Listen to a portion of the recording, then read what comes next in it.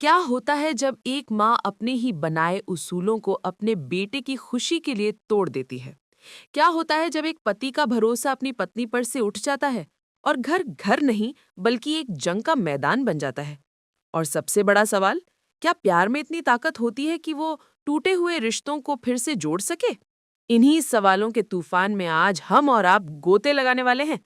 तो कुर्सी की पेटी बांध लीजिए, क्योंकि मैं आपकी अपनी पूजा आपके अपने चैनल ड्रामा क्वीन पूजा पर लेकर आई हूँ एक ऐसी कहानी जहाँ हर पल एक नया ड्रामा है और हर मोड़ पर एक नया ट्विस्ट।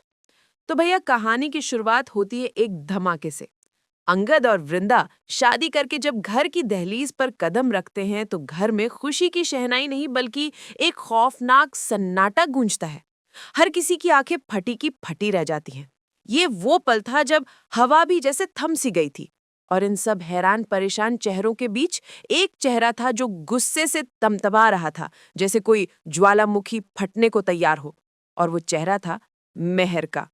उसकी आंखों में सिर्फ गुस्सा नहीं था दोस्तों, उसकी आंखों में था एक गहरा सदमा, एक ऐसा दर्द जैसे किसी ने उसके दिल में छुरा घोंप दिया हो।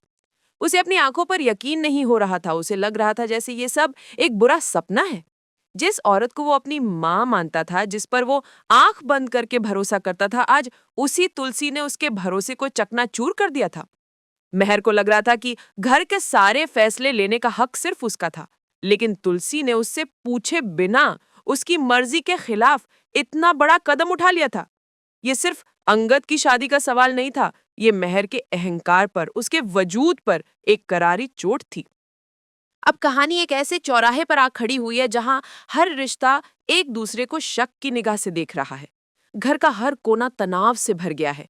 एक तरफ है तुलसी, जिसने अपने दिल पर पत्थर रखकर दुनिया की परवाह किए बिना अपने बेटे के प्यार को चुना। उसे लगता है कि उसने जो किया वो एक माँ का फर्ज था। उसने अन्याय के खिलाफ आवाज उठाई थी।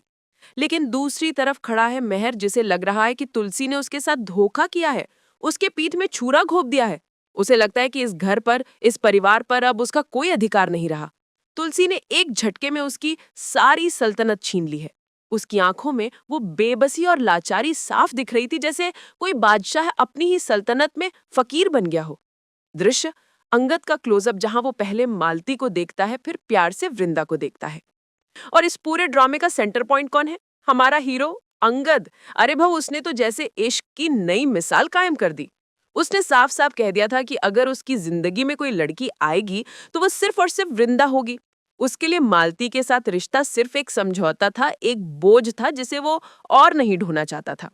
उसका दिल, उसकी आत्मा, सब कुछ तो वृंदा के नाम हो गया था।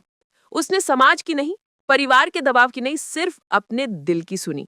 और प्यार करने वालों को भला कौन रोक पाया है? लेकिन जरा वृंदा के बारे में भी सोचिए। बेचारी के दिल में भी अंगद के लिए प्यार का फूल खिल चुका था, लेकिन किस्मत ने उसके लिए कांटों का ताज तैयार कर रखा था। उसका रिश्ता तय हुआ था सुभाष से। नाम तो सुना ही होगा। अरे भाई, जो शराफत का चोला ओढ़े घूमता था, लेकिन अंदर से कितना गिरा हुआ और घटिया इंसान था। वो ना सिर्फ लालची था, बल्कि उसकी नजर भी गंदी थी। उसने तो वृंदा की इज्जत पर ही हाथ डालने की कोशिश की थी। जब इस भेड़िए की खाल में छिपे इंसान का असली चेहरा सबके सामने आया, तब जाकर लोगों को अपनी गलती का एहसास हुआ। कहते हैं ना, भगवान जब एक दरवाजा बंद करता है तो दूसरा खोल देता है। सुभाष की सच्चाई सामने आने के बाद अंगद को एक मौका मिल गया। एक मौका अपने प्यार को दुनिया के सामने अपनाने का। उसे लगा कि अब उसे किसी से डरने की जरूरत नहीं, और उसने वही किया। उसने वृंदा का हाथ थामा और उन सभी लोगों के मुंह पर ताला लगा दिया जो उसके रिश्ते के खिलाफ थे। उसने वृंदा के साथ 7 फेरे लिए और उसे अपनी दुल्हन बनाकर ही दम लिया। इसे कहते हैं प्यार की जीत। लेकिन असली कहानी तो अब शुरू हुई है मेरे दोस्तों। जब ये लव बर्ड्स घर वापस आते हैं तो उनका स्वागत फूलों से नहीं, बल्कि घर में मचे एक नए बवंडर से होता है। तुलसी तो अपने बेटे और बहू को देखकर खुशी से झूम उठती है। वो आरती की थाली लेकर उनकी नजर उतारती है और अंगद से कहती है, बेटा, मुझे तुम पर गर्व है। तुमने वही किया जो तुम्हारा दिल चाहता था। ये दुनिया, ये समाज, ये तो बोलता ही रहेगा।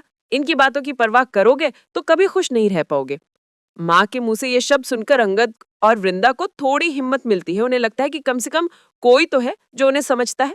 लेकिन ये खुशी ज्यादा देर नहीं टिकती। मेहर का सब्र का बांध अब टूट चुका था। वो एक घायल शेर की तरह तुलसी पर दहाड़ता है। क्या कहा तुमने? समाज कुछ भी कहे। अरे, जब सारे फैसले तुम्हें ही अकेले लेने हैं तो इस घर में मेरी क्या जरूरत है? ये घर मेरा भी है, ये परिवार मेरा भी है। तुम्हारी ये ममता, तुम्हारी ये समझदारी तब कहाँ थी जब मैं तुम्हारे हर फैसले में तुम्हारे साथ खड़ा था? हर बार तुम अपनी मनमानी करती हो। तुलसी, क्या तुम्हें अंदाजा भी है कि तुम्हारे इस एक फैसले ने हमारी बरसों की इज्जत को मिट्टी में मिला दिया है? महर के एक एक शब्द में इतना जहर, इतना दर्द घुला था कि तुलसी बस पत्थर की मूरत बनी खड़ी रह गई। उसकी आंखों से आंसुओं की धारा बह रही थी, लेकिन उसके पास कहने के लिए कुछ नहीं था। पूरा घर सदमे में था, किसी को समझ नहीं आ रहा था कि क्या करे। तभी महर एक और धमाका करता है। वो अपने कमरे में जाता है, अपना बैग पैक करता है और सबसे कहता है, जिस घर में मेरी कोई इज्जत नहीं, जिस रिश्ते में मेरी कोई अहमियत नहीं, वहां रहने का कोई मतलब नहीं। मैं ये घर छोड़कर जा रहा हूँ। ये सुनते ही तुलसी के पैरों तले जमीन खिसक जाती है। उसे लगा था कि वो सब कुछ ठीक कर लेगी, लेकिन बात तो देखा आपने, एक शादी ने पूरे परिवार को कैसे दो हिस्सों में बांट दिया। एक तरफ है तुलसी, अंगद और वृंदा, जो प्यार और उसूलों के लिए लड़ रहे हैं, और दूसरी तरफ है मेहर, जो अपने अहंकार और गुस्से की आग में जल रहा है। और इस आग में घी डालने का काम कौन कर रहा है? अरे वही हमारी शातिर खिलाड़ी नोना। उसकी वो कुटिल मुस्कान देख रहे हैं आप? उसे तो जैसे मुंह मांगी मुराद मिल गई। वो इस मौके को हाथ से जाने नहीं देना चाहती। वो मेहर के पास जाती है और उसके कान भरना शुरू कर देती है। मेहर, तुम दुखी मत हो, गलती तुम्हारी नहीं, तुलसी की है। उसने हमेशा तुम पर अपनी मर्जी थोपी है। देखो कैसे उसने तुम्हें बिना बताए अंगद की शादी करवा दी। वो तुम्हें इस घर का वारिस मानती ही नहीं। नोना की ये जहरीली बातें मेहर के दिल में तुलसी के लिए नफरत का बीज बो देती हैं। तुलसी बेचारी सबसे लड़ते लड़ते अकेली पड़ती जा रही है, और नोना वो अपनी अगली साजिश को अंजाम देने में लगी है। वो चुपके से मीडिया को घर पर बुला लेती है और उन्हें अंगद वृंदा की शादी की तस्वीरें दे देती है। उसका प्लान एकदम साफ था। वो इस खबर को इतना उछालना चाहती थी कि समाज में तुलसी का नाम बदनाम हो जाए, लोग उस पर थू थू करे। और हुआ भी वही। अगले दिन हर अखबार के पहले पन्ने पर यही खबर थी। मशहूर बिजनेसवुमन तुलसी विरानी ने तोड़ी सामाजिक मर्यादाएं, बेटे की जबरदस्ती शादी करवाकर परिवार की नाक कटाई। हर तरफ बस तुलसी के खिलाफ बातें हो रही थीं। रिश्तेदारों के फोन आने लगे, लोग तरह तरह की सवाल करने लगे। ये सब देखकर मेहर का खून खौल उठता है। वो अखबार लेकर तुलसी के पास जाता है और चीखता है, ये देखो, ये है तुम्हारे फैसले का नतीजा। आज तुम्हारी वजह से हमें पूरी दुनिया के सामने जलील होना पड़ रहा है। तुमने सब कुछ बर्बाद कर दिया तुलसी, सब कुछ। और इसी के साथ घर में एक और बड़ी जंग का ऐलान हो जाता है। हर तरफ से हो रहे हमलों से तुलसी परेशान तो थी, लेकिन वो टूटी नहीं। इस बार उसने हार मानने से इनकार कर दिया। उसे अपने प्यार पर, अपने विश्वास पर और अपने भगवान पर पूरा भरोसा था। वो मंदिर में जाकर खड़ी होती है और कहती है, हे भगवान, मैंने हमेशा सच्चाई का साथ दिया है। अगर मैं सही हूँ तो मुझे रास्ता दिखाओ, मुझे हिम्मत दो, ताकि मैं अपने परिवार को बिखरने से बचा सकूं।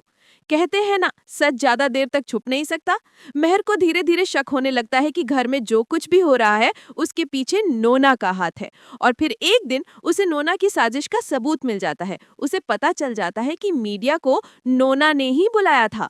ये जानकर उसके होश उड़ जाते हैं। उसे अपनी गलती का एहसास होता है। उसे समझ आता है कि वो गुस्से में इतना अंधा हो गया था कि उसे अपने और पराये की पहचान ही नहीं रही। पछतावे की आग में जलता हुआ मेहर सीधा तुलसी के पास जाता है। वो तुलसी, जिसे वो कुछ देर पहले घर से निकालने की बात कर रहा था, आज उसी के पैरों में गिर जाता है। उसकी आंखों से आंसुओं का सैलाब उमड़ पड़ता है। वो रोते हुए कहता है, मुझे माफ कर दो तुलसी, मैंने तुम्हें बहुत गलत समझा। तुम हमेशा इस परिवार को जोड़ने की कोशिश करती रही, और मैं तुम्हारी कद्र ही नहीं कर पाया। एक माँ का दिल तो माँ का ही होता है। तुलसी मेहर को उठाती है, उसे गले से लगा लेती है, और उसकी आंखों में भी खुशी के आंसू होते हैं। वो कहती है, कोई बात नहीं बेटा, सुबह का भूला अगर शाम को घर आ जाए तो उसे भूला नहीं कहते। और इस एक पल ने घर का पूरा नक्शा ही बदल दिया। जहां कुछ देर पहले तक तनाव और नफरत का माहौल था, वहां प्यार और अपनेपन की गंगा बह रही थी। पूरा परिवार एक हो चुका था। अंगद और वृंदा ने सबसे आशीर्वाद लिया और अपने नए जीवन की एक खूबसूरत शुरुआत की। इस पूरे सफर में हर किसी ने कुछ ना कुछ सीखा। किसी ने सीखा कि गुस्से में लिए गए फैसले हमेशा गलत होते हैं, तो किसी ने सीखा कि सच्चा प्यार हर मुश्किल को पार कर सकता है। तो दोस्तों, ये थी आज की कहानी, जहां नफरत पर प्यार की जीत हुई और एक बिखरता हुआ परिवार फिर से एक हो गया। उम्मीद है आपको ये एपिसोड पसंद आया होगा। अगर हाँ, तो इस वीडियो को एक बड़ा सा लाइक दीजिए और अपने दोस्तों और परिवार के साथ इसे शेयर करना बिल्कुल मत भूलिएगा। और हाँ, कमेंट करके मुझे जरूर बताइएगा कि आपको इस कहानी में सबसे अच्छा क्या लगा। क्या आप भी मानते हैं कि हर रिश्तों को एक दूसरा मौका मिलना चाहिए? आपके जवाबों का मुझे बेसब्री से इंतजार रहेगा। और अगर आप ड्रामा क्वीन पूजा चैनल पर नए हैं तो जल्दी से सब्सक्राइब का बटन दबा दीजिए और बेल आइकन को भी ऑन कर लीजिए ताकि आप कोई भी ड्रामा मिस ना करें। मैं पूजा आपसे मिलूंगी बहुत जल्द एक और मसालेदार कहानी के साथ। तब तक खुश रहिए, मुस्कुराते रहिए और ड्रामा देखते रहिए। Bye bye.